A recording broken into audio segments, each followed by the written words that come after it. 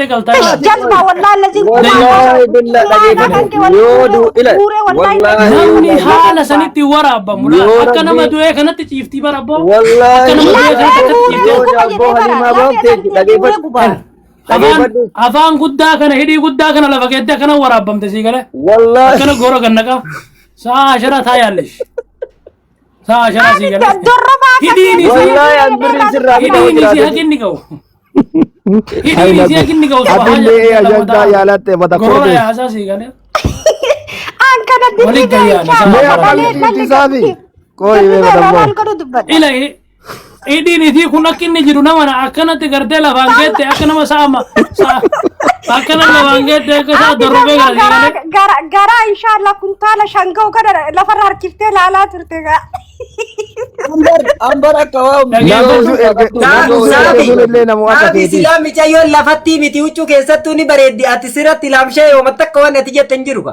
sa'a shiraa jetteetuma dhiifte. saashara jenneen Injiru dhiisi qaadee sobaadhiis.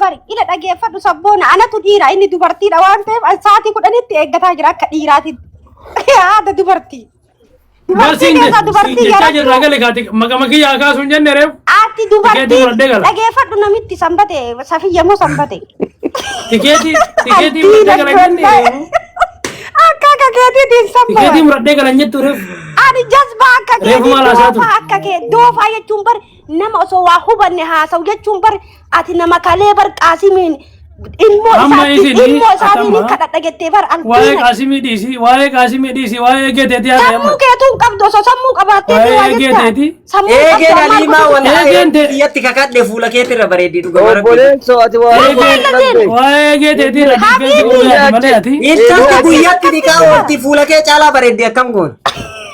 inni achi nama dhiqaa ooltu santu gabbaase akkam godhe Kuula ba'aa bar karaa Dila hin qabdiisaniin itti dhufnaan iniin deemtee salamte ati immoo tusiin sirra hin jiru maal goota cinqamtaree salullee hin dandeettu hoositti kennineeyyuu mindinnu. isin na barbaade barammaani alee garaalee ni kana na bira ga'ee beek Sanbate ammaan Gara godhan kana sanbate amma namni keetii an dhufee sanbate Eeshi, maqaan kan kee saafi akka dhagee. sanbate. reefu Saafi, boosteerta saafi. ani immoo warri dubaay kun maali beeyta icciitii na erguu galatooma atillee sabboona garuu waa baay'ee na himte ana hin dubbatin malee sii galee atamma sabboonaan haga tokko beekati haanummaan birrii san argadhuuf mala san guutuu malte sii galee haan gabbayee dubbadhuuf garuu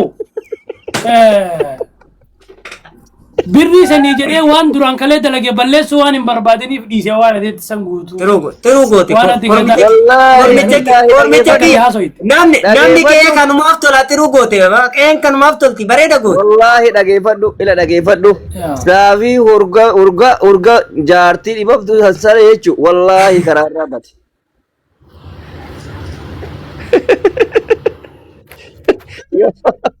urgasiisanii saddeeti dhiira ka ta'e ana dhufee dubbisa wanni kawane seerri immoo nama waggaa 18 olii wanni abbaan godhi jedhu hin jiru haadhaan godhi jedhu hin jiru kun hin dayyuusin immoo anuma sabboonaan okkoo akkanumaan haasa'u jira bara maasti godhe qoy inni adhame qoy qareessan tun eeyyuu wadha maal inni sababni duratti amma si jala dhaqee waan ni dubbate hin dhageenye eessatti mana maafuusaatti maal dubbataa buleedha inde maamuusaa illee nama kabajaati isiillee hin beeka maal achi dhaqanii si hammatan moo si arrabsan moo maal baabaa sheeriyaat illee dhufanii namni hunduu dhufee dubbii osomaa dhugaan dubbataa jirru osomaa haqa dubbataa maa jirru buute ati sabboonaan dhufee na arrabse anillee keessuma jira qoy isaa fi oosani afaaniin hin dubbanne malee dhiisigaa maal goota sababa maaliitiif buute kunoo isi gaafataa jiran isheetichi baran hin buune isaan tuqe anna gad darba malee nama biraatu ganna darbe maa sanii asuu deebi'ee birrii mucattiin na galchite hin deebisne gara laafoon okkoo waallee namatti hin himu namallee hin bilbilu beeki icciitii gara laafoo argachuu hin dandeettu Laalee sodaattee dhiisisa. maaliifi Leenca maal sodaadha kunoo dubricha kiyya kunoo inni maal sodaadha inni salama eshu kunoo gurratti siin jedha gurratti yaani an Abbo maal arrabsita amma kunoo silaa siin barreessu siin dubbisu hin beeyta maal arrabsita? Yoom si arrabse amma? baay'iseen sodaatte naan jedha Amma si Haadha arrabsaa yoo jira inni sodaate siin jedhe salamtanaan jetta? Eka miira keecha nama galchuudhaaf baratamma anam icciitii keen qabu fakkeenyaaf نلي بالبلتي وانا التنم لأن فكين أما سبونا من هيت على يكون سبونا من هيت على بعض يكون جتشون وانا تبجو قبض مال لانجا جاتوري بابا شريعة اللي برينجل شني ما من نور نانجل تاك كجدين سلينجل شني نانجل لاما بيا كان كيسا دوبرتي سديسي فودا جديني جد سديسي فودا جديني بري راولي سابته وجولي منا كامباني بيا را غوري فيدين نانجل سبونا mana kana jaraan gadhaabate nan jedhe birri miskiinaatiin rabbi irraa kafaluuf miliyeena lama ol gaafatan nan jedhe dheengaddallee hidhame bahillee hidhaallee isuma hima sii galee namni waan akkanaa sa'a tokko majaana jaartii guutte qoe gaafis gaafadha eegeenni waasitti himee ati homaa jalaa fuutaree ati maa jalaa shaamisii gadaa tana gubinaan jechaa ture dhagaye shaamisii gadaa tana gudi balawaandira jedhana dhageeffadhe erga dhufeessa dhageeffadhe eegeenni sitti himee ati homaa jalaa fuuta maa dhageeffattaree kun ati nama gadaa riistoorantii bira dhaabbatee deeggaru maanatti himta kanaati xalaate isaati dhageettii keetuun fudhattee maaratti hin cufin maa wajjinaa subtaree waan itti birrii gadaan na dhoggate addaan baruuf isaa achi keessa jiraa mire annama dhugaati naan jedhe ilaal yoo arrakkoo qaba ani bariisaa akka jaarsummaa okay bareeda inni godda nyaadhe sitti hime ati maa dhuftee miidiyaa irratti himtaree maana arrabsaree arra miidiyaa irratti maaree wani sana sin arrabsi tureewwan bukkeessin jedhe bukkeen jettu yoon diqaalaan jettu maaliif jedhaan maaliif isatu maal jedhe hiniisisaa maarroo godhaa haati goommanaa gurgurti jedhe mee takkaa haadhatii jette goommanaa gurgurta gartee ati rabbi dhugaa siyaa dubbisu ayyuu yoo isiisiif ture maatillee isiisuun nan maaki jedhenni dhagaye atiin beeytamoon beeytu warra kenna laale dhagaye anamma dhageessitti maaman tokko ila waan feetanii wal arrabsaa iccitii fakkeenyaaf yoo keessa waliin haasoftan okay iccitii isin waliin arrabsina kun dhiirummaa miti lakki ani ka gaafa inni gartee hidhamee birrii namaatiin deeyinii miskiinaattu akkana isa godhaa jira mana isaatti walga'anii machaawan halkan keessaa sa'aatii 8 ka jedhe gadaa ergee aseeraan gaafatu hoteela namaa maqaa balleessuuti achitti machaa'annaan jedha bara machaawanii deemii namaa nyaatan jedhan achitti machaa lakki itti dabaltee namichi waddir amma gaafa ila gurbaa kana gaafa fuudhu dhageeffadhu gaafa gurbaan kun jaartii lammaffaa sadii kana hundaa isuman na odeessu kana hunda jechuun takka fuudhee lama fuudhee sadi fuudhee maa jalaa fuutaree gaafin atillee ati bari yoo fakkeenyaaf jechuudha yoo sabboona dhuguma kana sitti mee waan irraa fuutu taate atillee akkasumatti kamaqqa isaati itti hamataa turte jechuudha bara. Ani irraa agabbaafatu kaani ani waan itti haasa'e qabu waan warra Dubaay isaa haasa'e baay'isa isa bichaa osoo hin taane kaalee inni tokko jechuudha amma waa'ee haliima naa itti galatoomi kaalee jira. Sa'aatii kana dhaqaa fi mana waa inni siin jedhinatti waa'ee keessa. Basitti meera bara akka namaati mujattii san gartee miitee yoo akkatti nama mujattii san waan hin taane isii gootee natti meenni hundi warra hattu. Assalamu alaikum garalaafo. Sagalee isaatti. Wa alaikum salaam wa rahmatullahi wa barakatuh. Atayirka. Getta bichu.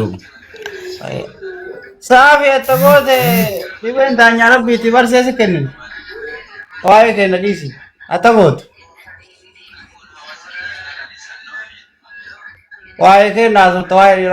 Assalamu alaikum garalaafo warri gastii irra jirtanillee ani saafiidhaa fi waa takka dubbachuu fedhaa obboleettii takkaatti Wa alaikum salaam wa rahmatullahi wa barakatuh. dhiifama guddaa hojii saafi dhageeffadhu dhiirti hiccitiif waraanallee garatti qabatti ilma dhiiraa yoo taate jechuudha dhugaa sitti yoo dubbiin kun kan dhugaa ta'u dubartiin immoo sitti rifatti saafi haadhateeti obboleettiteeti jaartiiti anteeti tafuuchara kan keeti jechuudha jaartitee loo armaan qabaatiin an dhugaa rabbii sitti balaali jaalatu jibbitullee waan kana dhugaa yoo ta'e hicciitima waan barbaade si biroo jiraati ati gurbaa ilma dhiiraati si galee wanni amma asirra deemaa jiru kun immoo sitti rifatan ija namaatirrallee hinaaftu an baay'ee si jala deemsi gastii olin seenu malee si jala deemee akka obboleettii takkaatti kabajaa guddoo tan kasii qaba laala. Haqatiyya barbaadaa Jaala haqatiyya barbaadaa jedhe malee waan biraa dubbatu. takkatti mana baasu osoo gannan buusin takkatti mana baas haqa qabda. Ila ilmaan Oromoo kasirna beeku kasirna beekne illee sooshaal miidiyaa fayyadamaa jira akkasuma jamaa yaa Kanaafiyyuu haqa kan Inni kee divaayitarii mana laa itti manneen dhageenya nama wacii sadiitti taasaa fi manneen wayii si dibbee. gaafadha please wacii. dhageeffadhu kaawweefuu si Dhageeffadhu step by step saafi please ani obboleettii teetilleedha. Okay takka hangafa kan kee takka quxusuutiyyaati. Okay lamaan keessaa tokko wanu lamaan. namichi bojaa biyyeetti illee akkatti nama dhageeffatu. Dhageeffadhu sitti ma tartiibadhaan wallaahi laziin baay'ee torbee kana keessaa baay'ee ajandaa hedduu qabattee deemarta nama gaarii si eege nama abshaalalaa gaarii taatee mul'ata fuucharatti si eege laalu wallaahi laziin. Ani garuu homee gad deebitee qota hunda keessa deemtee dubbii dubartii barbaaddaatiin madhiiraa taatee uzu billaa mini sheetaan osuma argite iyyuu dubbii kana qadaaduu qabda baratiin madhiiraa osuma argite iyyuu ati bari laasfarraa dubartii lafaa kaatu mee pilis na dhageeffatu wallaahi isaa fi dhuguma waanuma garaa kiyya keessa jiru kana sitti hima. Ani yoo inni ganna buusu yoo na deemsa gara laafu fooloo si deemsa. Fooloo si na deemsa. Dhageeffadhu sitti masaafi meeniin dubbii kun dhengaddarra haga ijoollee gara si buurta gara maa boyoo beekamtii barbaadde immoo guddadhu rabbi si haa guddisu fuuldura keenyatti si eeyna ilma keenya boruufillee laakiin waan dubartii golgola keessa deemteen guuriin jette namaan guuriin maa si fayyada kun Kitaatee dhaan akkattaam kitaatti sirra qabaa miti kitaatee dhaan akkattaam qooyin qaxxaama. Saafi. Amma waa'ee dubartii dhaabneen Saafi dhageeffadhu.